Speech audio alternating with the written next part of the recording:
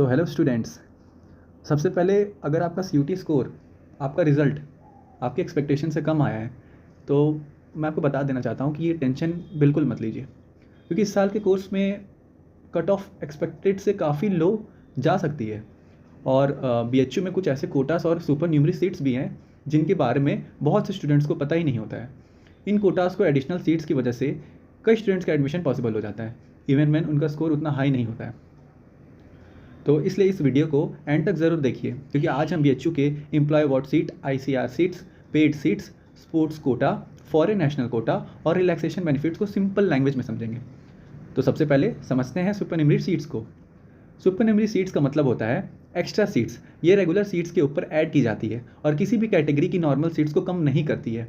मान लीजिए किसी कोर्स में 100 सीट्स है और 50 सुपरन्यूमरी सीट्स ऐड कर दी गई है, तो टोटल सीट्स 150 हो जाएंगी। इसलिए अगर आपको मार्क्स थोड़े कम भी हैं तो इन कैटेगरीज को इग्नोर मत कीजिए। तो सबसे फर्स्ट पे आते हैं employ ward seat. Employ ward seat, तो एम्प्लॉय वार्ड सीट्स लगभग 15% तक अवेलेबल होती है और ये बीएचयू के एम्प्लॉयज़ के बच्चों को मिलती है।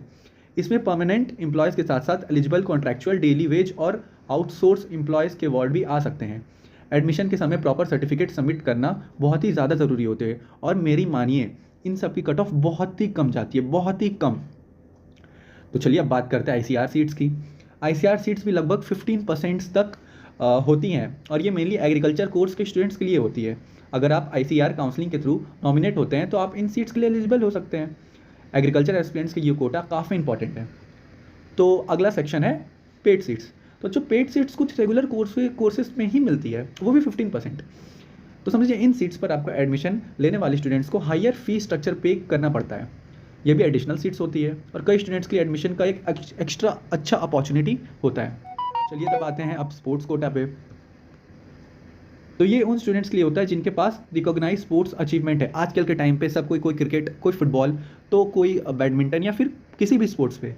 बहुत लोग स्विमिंग और बोल सकते हैं बहुत सारे, कबड्डी, बहुत सारे स्पोर्ट्स हैं जिनमें उन्हें नेशनल, इंटरनेशनल्स पे भी मिले हैं, डिस्ट्रिक्ट लेवल पे भी मिले हैं।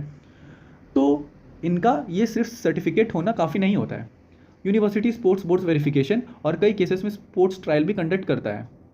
तो यहाँ पे स्पोर्ट्स सीट्स में आपको पोस्ट यहाँ ऐसे दिया गया है कि किस में कितना स्पोर्ट्स सीट्स है।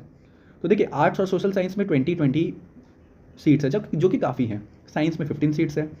कॉमर्स में बात करें तो 8 सीट्स है। एग्रीकल्चर में 5 सीट है। परफॉर्मिंग आर्ट्स, विजुअल आर्ट और एसवीडीवी में 3 सीट है और लॉ में 2 सीट है। तो अब बात करते हैं फॉरेन नेशनल्स की। तो ये quota foreign citizen, NRI, PIO और गल्फ कंट्रीज़ में काम करने वाले इंडियन वर्कर्स के बच्चों के लिए होता है। तो यहाँ पे इस नोटिस के मुताबिक 15% तक सीट्स इन कैटेगरीज के लिए रखी जाती है। इनमें एनआरआई, पीआईओ और फॉरेन नेशनल स्टूडेंट्स के लिए अलग एलोकेशन होता है और यहाँ पे मिनिमम 50% मार्क्स भी एलिजिबिलिटी की रिक्वायरमेंट भी मेंशन की गई है। यहाँ पे सिर्फ एनआरआई यानी नॉन रेजिडेंट्स ऑफ इंडिया यहाँ कर सकते हैं। अब इसी के साथ चलिए देखते हैं रिलैक्सेशन बेनिफिट। तो बात करते हैं रिलैक्सेशन बेनिफिट्स। तो ओबीसी और पीडब्ल्यूबीडी कैंडिडेट्स के एलिजिबिलिटी मार्क्स में 5% रिलैक्सेशन, ये रिलैक्सेशन किसी भी प्रकार मिल सकती है। एज रिलैक्सेशन की बात करें तो एससी, एसटी और पीडब्ल्यूबीडी कैंडिडेट्स को 5 साल तक की रिलैक्सेशन मिलती है, जबकि ओबीसी कैंडिडेट को 3 साल तक की रिलैक्सेशन मिल सकती है। जैसे मान लीजिए कि आप मिनिमम 22 ईयर्स तक आप किसी भी ग्रेजुएट कोर्स में बीएचयू के एडमिशन ले सकते हैं, बट यहाँ रिलैक्सेशन बेनिफिट्स एससी, एसटी को उसकी ज़रूरत नहीं होती है। ओबीसी और पीडब्ल्यूडी को 5% मार्क्स पे भी कम हो जाता है। और एज रिलैक्सेशन की बात करें तो एससी, एसटी 5 साल उनको छूट रहती है, ओबीसी को 3 साल छूट रहती है। तो आप कुछ इंपॉर्टेंट बार्ड्स यहाँ पे लिखे हैं वो भी कर सकते हैं। तो ये सबसे पहले लिखते हैं कि सबसे पहले आपको कोर्स की एलिजिबिलिटी सेटिस्फाई करनी होगी। दूसरा, वैलिड डॉक्यूमेंट्स और सर्टिफिकेट सबमिट करना मैंडेटरी है। और तीसरा, जनरली एक स्टूडेंट्स एक ही कोटा का बेनिफिट ले सकता है, इसलिए काउंसलिंग के दौरान अपनी कैटेगरी और कोटा को ध्यान से चूज़ करिए। और सबसे इंपॉर्टेंट बात, अगर आपके मार्क्स कम भी हैं तो सिर्फ स्कोर देखकर एडमिशन की होप मत छोड़िए। काउंसलिंग में category, quota, supernumerary seats, preference filling और सीट अवेलेबिलिटी बहुत बड़ा रोल प्ले करती है। और हर साल ऐसे स्टूडेंट्स एडमिशन लेते हैं जिनको लगता है कि उनका स्कोर काफ़ी कम है। तो इसलिए काउंसलिंग प्रोसेस को ध्यान से फॉलो करिए और हर अवेलेबल ऑप्शन को कंसिडर कीजिए। मैं वो हर बच्चे से गुजारिश करना चाहूँगा, हर बच्चे जिनके मार्क्स अच्छे आए, जिनके ख़राब आए, आप काउंसलिंग में पार्ट ज़रूर लेना। आप काउंसलिंग में आपको पता चलेगा आपको कोई ना कोई सीट्स जो खाली होगी वो आपको मिलेगी, और सिर्फ BHU नहीं, DU BHU AU कहीं पे भी।